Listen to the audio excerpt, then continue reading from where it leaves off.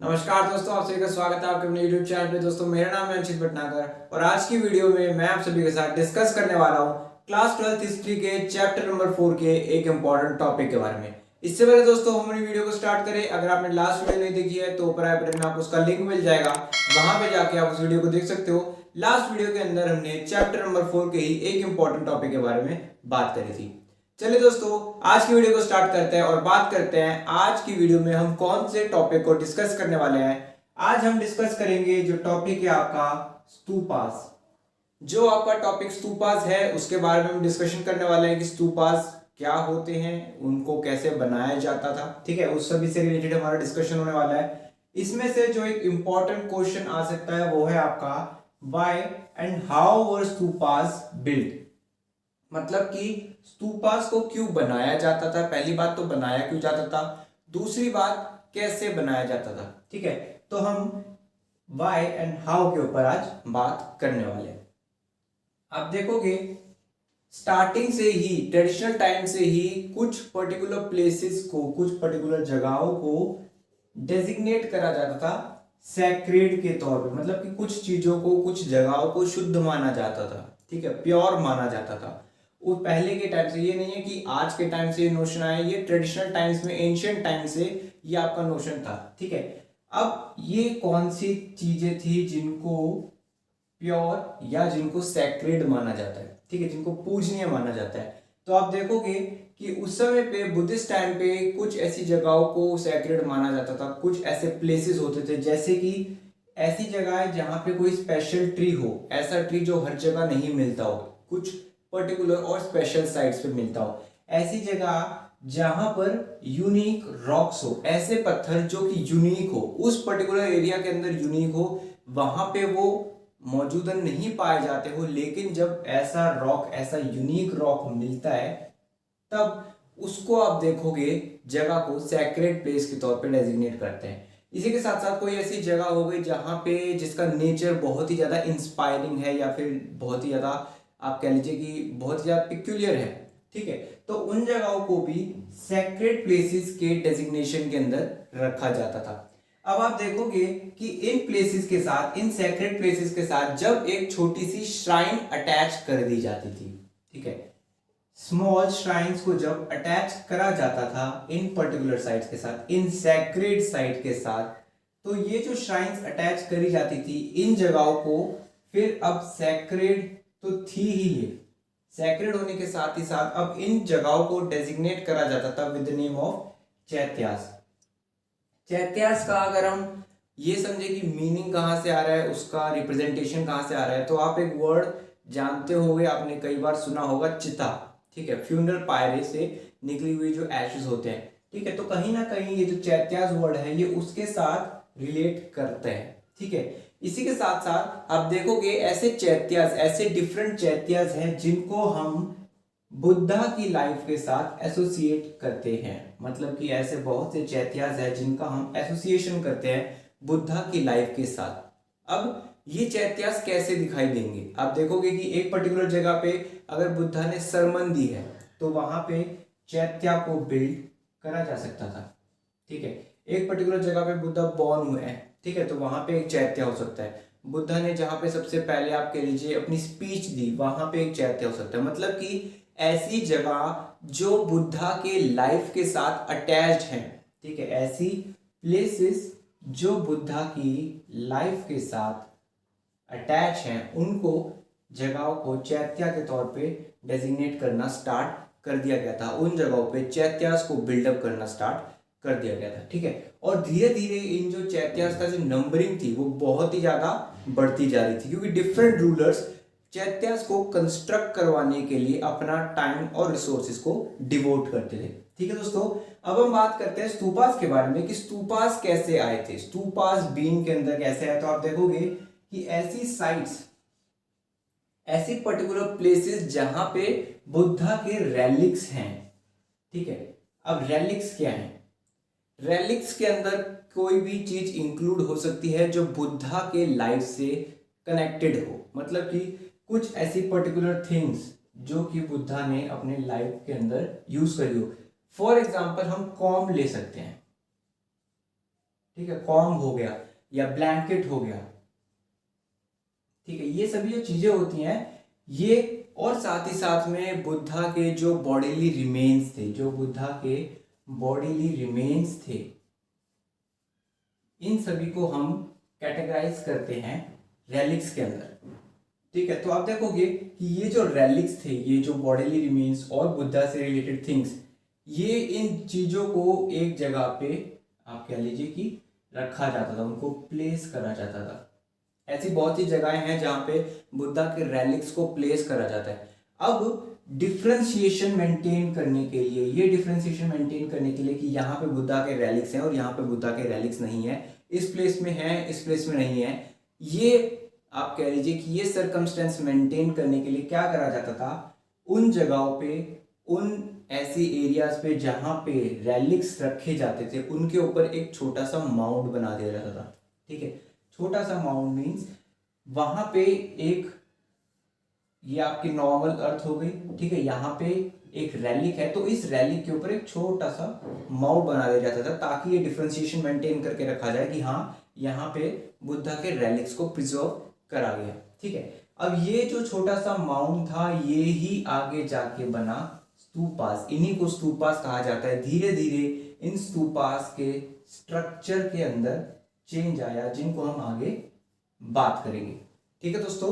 इसी के साथ साथ आप देखोगे कि ये जो चीजें थी, ये जो स्तूपास थे, इनको भी सैक्रेड माना जाता था, इनको भी आप कह लीजिए प्योर माना जाता था, ठीक है। इसी के साथ साथ आप देखोगे कि ऐसे बहुत से टेक्स्ट हैं जिसके अंदर बताया जाता है कि जो आपके स्तूपास का ट्रेडिशन है, जो स्तूपास बिल्ड कराए जाते थे, कुछ लोग कहते हैं कि ये प्री बुद्धिस्ट ट्रेडिशन था।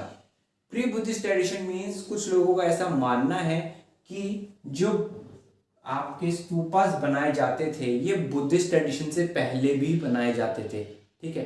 कुछ टेक्स्ट के अंदर ऐसा कहा जाता है कि बुद्धिस्ट ट्रेडिशन स्टार्ट हुआ था तभी स्तूपास का कंस्ट्रक्शन स्टार्ट हुआ था, लेकिन कुछ टेक्स्ट ऐसे कहते हैं कि प्री बुद्धिस्ट टाइम्स में भी स्तूपास बनाए जाते थे, लेकिन जो उनकी इंपॉर्टेंस थी, मतलब कि बनाए तो पहले भी जाते थे, लेकिन जो इंपॉर्टेंस थी, जो स्तूपास की इंपॉर्टेंस बढ़ रही थी धीरे धीरे, वो बुद्धिस्ट ट्रेडिशन की वजह से बढ़ी थी। इसी के साथ साथ आप देखोगे कि ये जो स्तूपास थे अब लोग इनको वेनेट्रेट करने लग गए थे।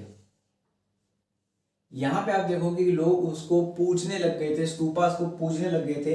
एंटायर स्तूपा वेनेट्रेट करा जाता था और उसको माना जाता था एम्बलम ऑफ बुद्धा और साथ ही साथ में बुद्धिज्म। मतलब कि एक स्तूपा अब आप कह लीजिए कि पूजनीय हो गया था, लोग उसकी पूजा करते थे।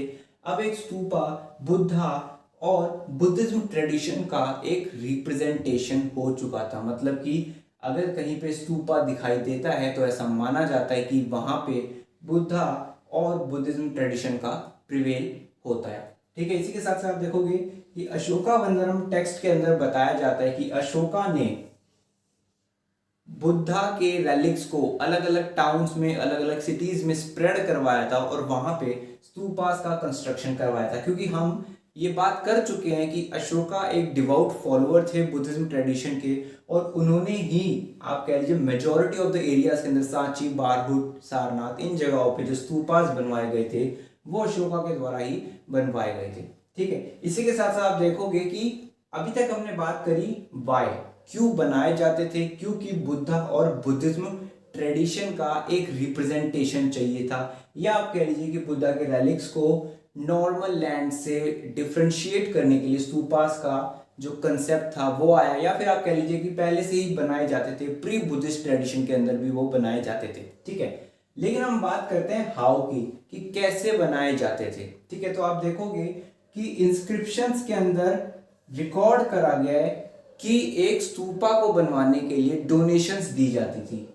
स्तूपास के बिल्डिंग और उनके डेकोरेशन के लिए लोग डोनेशन देते थे। अब ये जो लोग होते थे ये कोई भी पर्सन हो सकता था, किंग्स, गिल्ड्स मेंबर्स हो सकते हैं, मैन, वुमेन, आपके भिक्खुस, भिक्खुनीस, कोई भी हो सकता था। डोनेशन किसी भी टर्म में मैटर करती थी, चाहे वो आपके कैश के टर्म में हो या फिर आपके काइंड के टर्म में हो, सभी तरीके के डोनेशन को एक्सेप्ट करा जाता था। आपके स्तूपास के रेलिंग्स के ऊपर ये हमको आपकी इंस्क्रिप्शन मिलती हैं जो हमको बताती हैं कि हाँ अलग अलग लोग थे जो डोनेशन देते थे, उन लोगों के ऑक्यूपेशन का भी मेंशन करा हुआ है, उन लोगों के गिल्ड्स का भी मेंशन करा हुआ है, और हमको इससे पता चलता है कि स्तूपास बनवाए गए थे इस पर्टिकुलर आप कह लीजिए इम्पोर्टेंस के लिए, और कैसे बनवाए गए थे वो लोगों के डोनेशंस की मदद से बनवाए गए थे। ठीक है दोस्तों, आइए अब हम बात करते हैं इसी टॉपिक के आपके एक और इम्पोर्टेंट क्वेश्चन के बारे में। आइए दोस्तों हम बात करते हैं हमारे नेक्स्ट इंपॉर्टेंट क्वेश्चन की, जो कि आपका describe the change in structure of stupas. मतलब कि लास्ट क्वेश्चन में हमने बात करी थी कि स्तूपास क्यों बनवाए गए थे और कैसे बनवाए गए थे। अब हम बात करने वाले हैं कि आपके स्तूपास के स्ट्रक्चर के अंदर चेंज कैसे आया। ठीक है दोस्तों, तो चेंज को स्टार्ट करने से पहले या फिर चेंज के बारे में पढ़ने से पहले हमको जानना पड़ेगा कि पहले का स्ट्रक्चर कैसा था।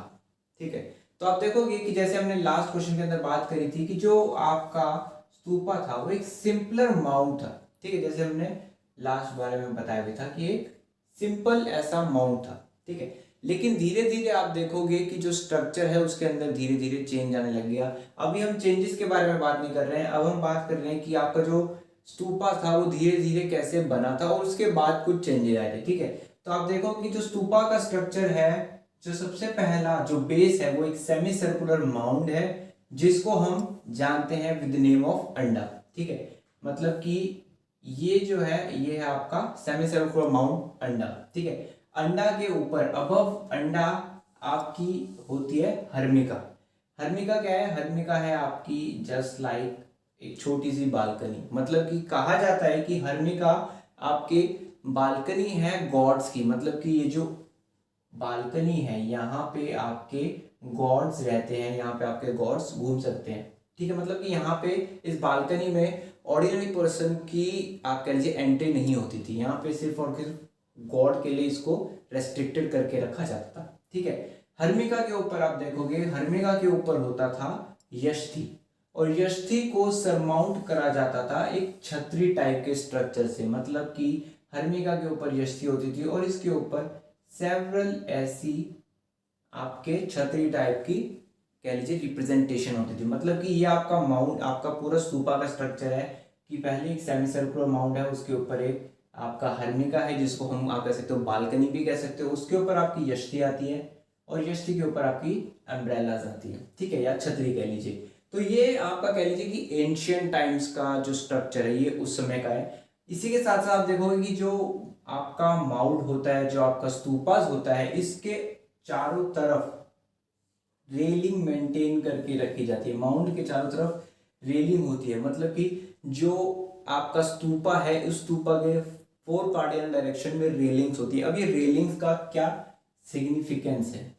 ठीक है, ये रेलिंग्स क्या सिग्निफाई करती हैं? तो रेलिंग्स ये सिग्निफाई करती हैं कि ये रेलिंग्स एक सेकुलर वर्ल्ड को एक सैक्रेड वर्ल्ड से डिस्टिंग्विश कर रही हैं। मतलब कि ये जो है ये आपका आपका सैक्रेड वर्ल्ड है, और इसके आसपास जो आपके कह लीजिए कि आपके सेटलमेंट्स हो गए, विलेजेस हो गए, यहाँ पे मार्केट्स हो गई, यहाँ पे और कोई चीज हो गई, तो इस सेकुलर वर्ल्ड को एक सैक्रेड वर्ल्ड से अलग रखना था। तो उस चीज के लिए आपके जो माउंट है, जो स्तूपा है, उनको आपकी रेलिंग से कवर करके रखा जाता था। तो यहाँ पे रेलिंग सिग्निफाई करती थी कि आपका जो माउंट है, जो स्तूपा है, वो सेकुलर वर्ल्ड से कैसे अलग है।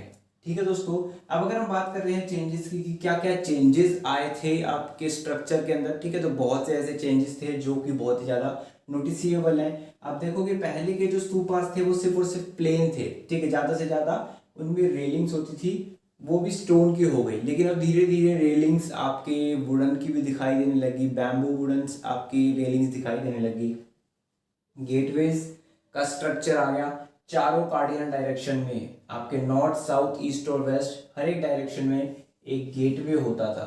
ठीक है, जिससे एंट्री और एग्जिट होती थी वर्शिपर्स की। अब आप देखोगे ये जो गेटवेज होते थे ये भी प्लेन गेटवेज नहीं होते थे, इनको रिचली कार्व करके रखा जाता था। और जैसे मैंने बताया कि चारों कार्डिनल डायरेक्शन के अंदर आपके गेटवेज मौजूद थे। साथ ही साथ में आप देखोगे कि कुछ रिचुअल्स बना दिए गए, कुछ ऐसे रिचुअल्स ले आए जो हर एक वर्शिपर को फॉलो करने पड़ते थे। जैसे कि आपका जो वर्शिपर है वो एंट्री कर सकता है, वो एक स्तूपा के अंदर एंट्री कर सकता है सिर्फ और सिर्फ ईस्टर्न गेटवे से।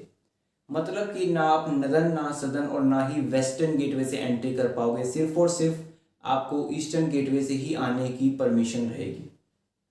ठीक है, साथ ही में आपका जो ईस्टर्न गेटवे से जब आप एंट्री लोगे तब आप देखोगे कि आपको अपने माउंट के चारों तरफ क्लॉकवाइज डायरेक्शन के अंदर घूमना होगा। आप एंटी क्लॉकवाइज डायरेक्शन में नहीं जा सकते, आपको क्लॉकवाइज डायरेक्शन में ही जाना पड़ेगा। अब इसकी क्या इंपॉर्टेंस है ये तो हम नहीं जानते, लेकिन कहा जाता है कि आपको माउंट को अपने राइट के ऊपर ही रखना होता है। जैसे कि आपके जो डिस्क्लोजर्स होते हैं, आपके कह लीजिए जो अर्थ राउंड करती है, सर्कुलेट करती है, ठीक है, उसी तरीके से ये कहा जाता है कि वैसे ही आप भी अपने माउंट को राइट हैंड साइड पे रखिए। आप भी आपके जो माउंट है उसके चारों तरफ क्लॉकवाइज डायरेक्शन के अंदर घूमिएगा। ठीक है, वहां पे वर्शिप करिएगा। साथ ही साथ में अब हम देखेंगे चेंजेस के अंदर की इलैबोरेट कार्विंग्स का इस्तेमाल होने लग गया। अब जो गेटवेज थे, जो आपके स्कल्पचर्स थे, उनको बहुत अच्छे तरीके से कार्व करा जाता था। उनकी रिप्रेजेंटेशन और भी ज़्यादा इम्पॉर्टेंट हो गई थी, उनकी अट्रैक्टिवनेस को और ज़्यादा सिग्निफाई करा जाने लग गया था। साथ ही साथ में आप देखोगे कि अब स्कल्पचर्स भी लगाए जाने लग गए थे जिनको और अच्छे तरीके से कार्व करा जाता था, जो कि लोगों को, वर्शिपर्स को अट्रैक्ट करे। मतलब कि स्टार्टिंग में स्तूपास का स्ट्रक्चर ऐसा नहीं था, लेकिन धीरे धीरे कुछ चेंजेस आते गए और धीरे धीरे आपके स्तूपास का जो स्ट्रक्चर था वो चेंज होता चला गया। ठीक है दोस्तों, आइए अब बात करते हैं हमारे आज की वीडियो के लास्ट टॉपिक के बारे में। आइए दोस्तों, अब हम बात करते हैं हमारी आज की वीडियो के लास्ट टॉपिक के बारे में, जो कि है आपका डिस्कवरिंग स्तूपास। मतलब कि अभी कुछ 2 क्वेश्चन पहले हमने स्तूपास के बारे में बात करी थी कि स्तूपास क्या होते हैं, स्तूपास क्यों बनाए गए थे, कैसे बनाए गए थे, उनके स्ट्रक्चर में कैसा चेंज आया। अब हम बात करने वाले हैं कि स्तूपा को डिस्कवर करा गया था और कैसे करा गया था। ठीक है दोस्तों, इसमें से आने वाला एक इंपॉर्टेंट क्वेश्चन आप सभी के सामने है, why did Sanchi survive and Amravati did not. मतलब कि यहाँ पे 2 पर्टिकुलर स्तूपास है जिनके बीच में कंपैरिजन करा जा रहा है। एक है आपका सांची और दूसरा है आपका अमरावती स्तूपा। ठीक है, तो यहाँ पे क्वेश्चन है कि सांची स्तूपा क्यों सरवाइव कर गया और अमरावती स्तूपा क्यों डिस्ट्रक्ट कर गया, क्यों वो खत्म हो गया। ठीक है दोस्तों, तो जब हम इस क्वेश्चन के बारे में बात करते हैं तो अगर आप इसको थोड़ा स्टोरी वे के अंदर समझोगे तो आपको बहुत ही ज्यादा आसानी होगी इस क्वेश्चन को समझने में और इसको लिखने में। ठीक है दोस्तों, तो आइए अब इसके बारे में बात करते हैं। ठीक है, तो अभी हम बात कर रहे हैं हमारे अमरावती स्तूपा के बारे में। अमरावती स्तूपा डिस्कवर करा गया था 1976 में एक लोकल राजा के द्वारा। ठीक है, अब वो लोकल राजा क्या चाहता था, अमरावती अपने रूइंस के स्टेट पे था। मतलब कि अमरावती ऐसा नहीं था कि खड़ा हुआ था, उसके गेटवेज वहीं पे थे, वो मौजूद था, वो टूट चुका था, लेकिन थोड़ा बहुत बचा हुआ था। लेकिन आप देखोगे जो लोकल राजा थे वो चाहते थे कि मैं इस रूइंस पे, अमरावती के रूइंस पे एक टेम्पल बनवा लूं। अब लोकल राजा ऐसा क्यों चाहते थे कि लोकल राजा ये सोच रहे थे कि ये जो रूइंस है, इन पत्थरों के नीचे कोई खजाना दबा हुआ होगा, मैं यहाँ पे एक टेम्पल बनवा लूंगा, तो बाय आपके रूल्स ये टेम्पल मेरा है और इसके नीचे पाए जाने वाला जो भी चीज होगी वो मेरा होगी। ठीक है, तो लोकल राजा ये सोच रहे थे कि यहाँ पे एक टेम्पल बनवा लिया जाएगा, थोड़े दिनों बाद उस टेम्पल को तोड़ के नीचे से जो भी खजाना निकलेगा वो मैं ले लूंगा, क्योंकि उस राजा के मेंटेलिटी में ये था कि इन रूइंस के नीचे एक खजाना होगा। ठीक है, तो लोकल राजा ने ये सोच के ये प्लान बनाया था कि अमरावती रूइंस के ऊपर एक टेम्पल बना लिया जाएगा, लेकिन ऐसा हो नहीं पाया। क्या हुआ, आप देखोगे कुछ स्कॉलर्स आने लग गए, कुछ आर्कियोलॉजिस्ट आने लग गए, जिसमें से एक थे कॉलिन मैकेंजी। कॉलिन मैकेंजी आए, कॉलिन मैकेंजी ने रिपोर्ट्स तैयार करी, उन्होंने डॉक्यूमेंट करा, उन्होंने चीज़ों को ट्रांसलेट करा, वहाँ पे थोड़ी बहुत एक्सकवेशन करी, लेकिन कुछ रीजंस की वजह से आप देखोगे कि उनकी रिपोर्ट्स पब्लिश नहीं हो पाई, वो अपनी रिपोर्ट्स को पब्लिश नहीं करा पाए। ठीक है, इसी के बाद और क्या हुआ, आप देखोगे कि 1854 में वॉल्टर इलियट उस समय पे गुंटूर रीजन के कमिश्नर थे। ठीक है, तो क्या हुआ, वॉल्टर इलियट आपके आए अमरावती एरिया के ऊपर। वहां पे उन्होंने देखा कि अमरावती रूइंस के अंदर है, लेकिन उनको कुछ स्कल्पचर्स,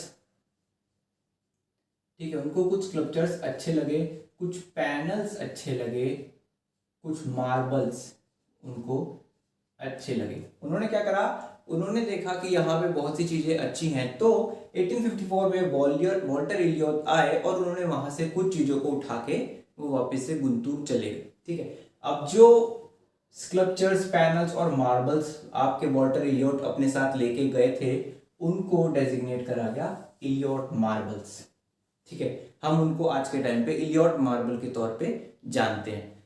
वॉल्टर इलियट के बाद कुछ समय बाद आपके कुछ लोग आए आपके एशियाटिक सोसाइटी ऑफ बंगाल से, वो लोग आए, वो लोग वहां से कुछ चीजें उठा के ले गए। फिर आपके कुछ ऑफिसर्स आए इंडियन ऑफिस ऑफ मद्रास से, वो लोग आए, वो लोग वहां से कुछ मटेरियल उठा के चले गए। कुछ लोग फ्रांस से आने लगे, कुछ लोग लंदन से आने लगे, और वो लोग भी अपने साथ यहाँ के रूइंस को, अमरावती के रूइंस को अपने साथ ले गए। ठीक है, लेकिन आप देखोगे कि यहाँ पे चीज क्या हुई कि धीरे धीरे जो आपकी इंपॉर्टेंट चीजें थी अमरावती की, वो धीरे धीरे जाने लगी थी, लोग उनको अपने साथ लेके जाने लगे थे। कुछ रिपोर्ट्स के अंदर ये बताया जाता है कि आज के टाइम पे तो आप देखोगे कि बुद्धिस्ट स्तूपास के अंदर सांची की इंपॉर्टेंस बहुत ज़्यादा है। ठीक है, उनको मैग्निफिसेंट माना जाता है, बहुत ही ज़्यादा इंपॉर्टेंट माना जाता है। लेकिन कुछ रिपोर्ट्स के अंदर ऐसा कहा गया है कि जो अमरावती स्तूपा था, अगर वो आज के टाइम पे प्रिवेल करता तो वो one of the largest and magnificent stupa था। मतलब कि सांची से भी ज्यादा मैग्निफिसेंट स्तूपा था आपका अमरावती।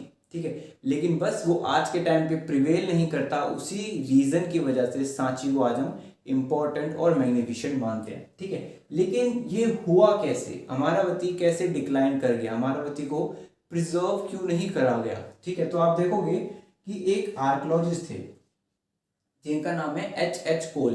एच कोल ने अपनी राइटिंग्स के अंदर मेंशन करा कि धीरे धीरे अमरावती साइट्स को लोग लूट के लेके जा रहे हैं, चाहे वो वॉल्टर इलियट हो, चाहे वो लंदन के लोग हो, फ्रांस के लोग हो, आपके एशियाटिक सोसाइटी ऑफ बंगाल के हो, कोई भी, धीरे धीरे ये लोग लूट के लेके जा रहे हैं। और ये लूट किसको रहे हैं, ये हमारे कल्चरल ग्लोरी को, एंशिएंट सिविलाइजेशन को लूट रहे हैं। ठीक है, उस समय से 100-200 साल बाद जिन चीज़ों को माना जाता था, जिन चीज़ों की आज रिस्पेक्ट होती है, उस समय पे वो लोग उनको लूट के लेके जा रहे थे। ठीक है, तो एच को यही मेंशन कर रहे थे कि ये प्रिजर्व करने की चीज़ है, इसको बचाया जाना चाहिए। ठीक है, जो रूलर्स थे या फिर जो भी लोग थे, जो ऑफिशियल्स हो गए, उन लोगों को उनको प्रिजर्व करना चाहिए था। लेकिन उस समय पे एच कोल की बात को किसी ने नहीं माना।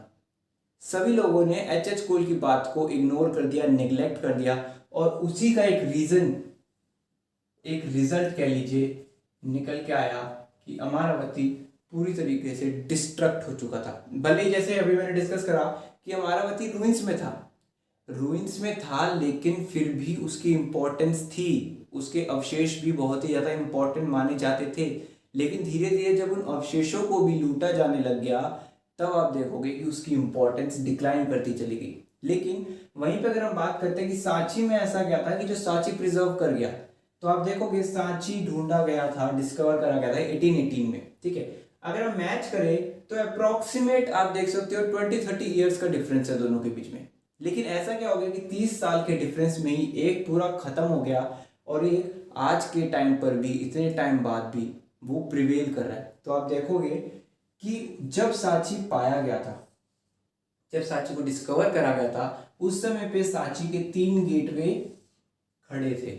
मतलब कि जैसे हमने लास्ट क्वेश्चन में बात करी थी कि 4 कार्डिनल गेटवेज होते थे, तो सांची के जो 3 गेटवेज थे वो अपनी जगह पे खड़े थे। एक चौथा गेटवे था वो गिर चुका था, लेकिन वो उसी जगह पे गिरा था, जैसे अगर वो यहाँ पे खड़ा है तो वो एग्जैक्ट नीचे गिरा था। ठीक है, ऐसा नहीं है कि उसको हटा दिया था उस प्लेस से या कहीं और ट्रांसपोर्ट कर दिया गया था, वो उसी जगह पे एग्जैक्टली मौजूद था। ठीक है, साथ ही साथ में एंशिएंट ग्लोरी की इंपॉर्टेंस समझी गई। रूलर्स के बारे में फर्स्ट वीडियो के अंदर हमने बात करी थी कि भोपाल के रूलर्स की क्या इम्पोर्टेंस थी, उन्होंने कितना इम्पोर्टेंट रोल प्ले करा था सांची को प्रिजर्व करने में। अगर वो ही रोल अमरावती के ऑफिशियल्स या फिर वहाँ के रूलर्स प्ले करते तो हो सकता था कि अमरावती भी आज सरवाइव करता। मतलब कि अगर हम बेसिक के ऊपर बात करें कि क्या रीज़न रहा जिससे अमरावती डिक्लाइन कर गया और सांची सरवाइव कर गया, सिर्फ और सिर्फ एक रीज़न था, आपकी इम्पोर्टेंस। लोगों ने अमरावती की इम्पोर्टेंस को नहीं समझा। उस समय पे लोग इतने ज़्यादा अवेयर नहीं थे इन सभी चीज़ों को लेके, आर्कियोलॉजिस्ट इतने ज़्यादा अवेयर नहीं थे, जो उन्होंने अमरावती की इम्पोर्टेंस नहीं समझी। वहीं पे सांची के टाइम पे थोड़ी बहुत अवेयरनेस आ चुकी थी लोगों में, आर्कियोलॉजिस्ट में, स्कॉलर्स में, और उसी के कारण सांची सरवाइव कर गया और अमरावती आपका डिक्लाइन हो गया। ठीक है दोस्तों, आज की वीडियो में इतना ही। वीडियो अच्छी लगी हो तो वीडियो को लाइक करें, साथ ही साथ अपने दोस्तों के साथ शेयर करें, और अगर आप चैनल पर नए हैं और अगर आपने यहाँ तक वीडियो देखी है तो चैनल को सब्सक्राइब जरूर करें। चलिए दोस्तों, आज की वीडियो में इतना ही। बहुत ही जल्द आएंगे नेक्स्ट वीडियो के साथ।